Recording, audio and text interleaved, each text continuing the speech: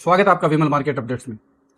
आज हम बात करेंगे, सेबी ने एक डिसीजन लिया है कि कंपनियों को ओपन मार्केट बाई बैक की फैसिलिटी सेबी ने अलाउ की है और यह सुविधा 1 अगस्त 2026 से कंपनियां अवेल कर पाएंगी। तो आइए जानने की कोशिश करते हैं ओपन मार्केट बाई बैक है क्या चीज़, पहले इसे बंद क्यों किया गया था, अब उसे दोबारा क्यों शुरू किया जा रहा है, इसके फायदे क्या होंगे और क्या इससे मार्केट में तेजी आ सकती है। तो इन्हीं सवालों का जवाब जानने की कोशिश करते हैं। तो सबसे पहले कहते हैं कि ओपन मार्केट बाई बैक है क्या चीज़। ओपन मार्केट बाई बैक ऐसी सुविधा है जिसमें कंपनी अपने ही शेयरों को वापस खरीद सकती है। यह सेबी की गाइडलाइन के अंतर्गत ही कार्य किया जा सकता है।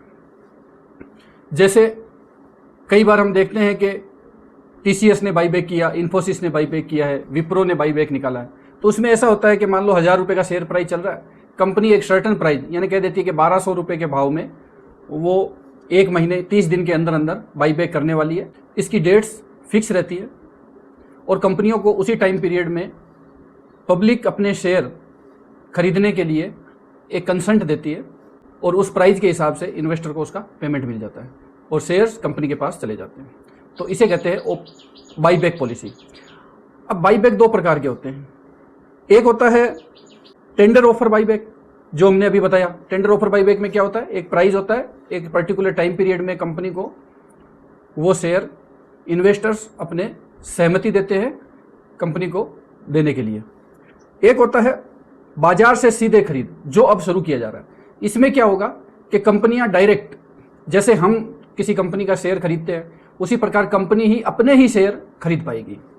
इससे फायदा क्या होगा, तो इससे ईपीएस कंपनी का बढ़ेगा, रिटर्न ऑन इक्विटी जो है उसमें इंप्रूवमेंट होगा, शेयर होल्डर्स की वैल्यू बढ़ेगी और कंपनी की वैल्यूएशन में भी एक स्टेबिलिटी रहेगी।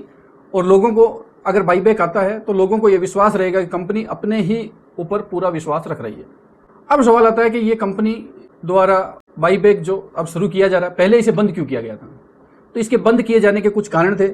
जैसे उस समय का जो सिनेरियो था उसके हिसाब से छोटे निवेशकों को इसका कोई फायदा नहीं मिल पा रहा था। प्राइस मैनिपुलेशन का खतरा बना रहता था कि कंपनियां अपने भाव को खुद ही शेयर खरीद कर डिमांड बनाकर उनको भाव को ऊपर तक ले जाती थी और छोटे निवेशक ऊपर फंस जाते थे और सप्लाई एकदम से बढ़ा करके कंपनियां उन शेयर के प्राइस को नीचे तक भी ले आती थी। तो ये एक प्राइस मैनिपुलेशन का इश्यू बना था। एक ट्रांसपेरेंसी इश्यू था, पता नहीं चल पा रहा था, कुछ लोग नियमों को तोड़ मरोड़ कर अपना फायदा उठा पा रहे थे। लेकिन कई कंपनी और इंडस्ट्रीज की डिमांड थी कि इसको दोबारा से लागू किया जाए, तो इसलिए अब सेबी ने इसको अपनी मंजूरी दी है और 1 अगस्त 2026 से ये दोबारा से कंपनियां ओपन मार्केट बाई बैक कर पाएंगी। और इसका एक और कारण लगता है कि अभी बाजार एफआईआईज की खरीदारी और बिकवाली से ज़्यादा प्रभावित हो रहा है, लेकिन जैसे ही ये ओपन बाई बैक का प्रोसेस होगा तो उसमें कई कंपनियां, जो मेजर कंपनियां हैं, उनके शेयरों को एकदम से कोई मैनिपुलेट नहीं कर पाएगा। कंपनी अपने प्राइस को मेंटेन करने में सक्षम हो पाएगी।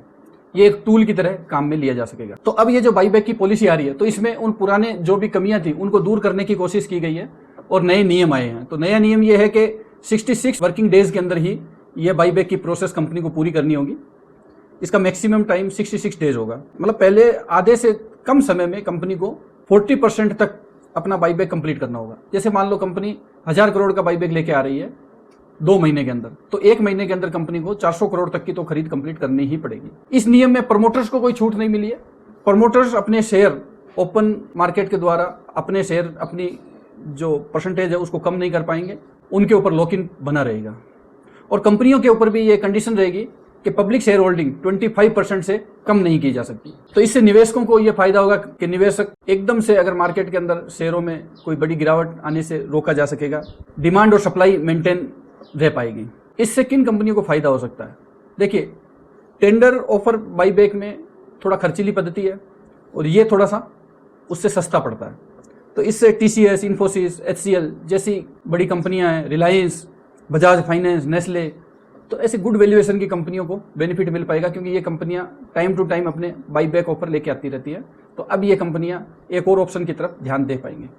तो दोस्तों, आशा करते हैं कि ओपन मार्केट बाईबैक के बारे में हमने जो आपको बताया उससे आप इस पूरे टर्म्स को समझ पाए होंगे। अगर आपको ये वीडियो अच्छा लगा तो वीडियो को लाइक कीजिए, शेयर कीजिए और चैनल को सब्सक्राइब जरूर कीजिएगा ताकि ऐसे और भी वीडियो, इन्फॉर्मेटिव वीडियो आपको मिलते रहें। Thank you.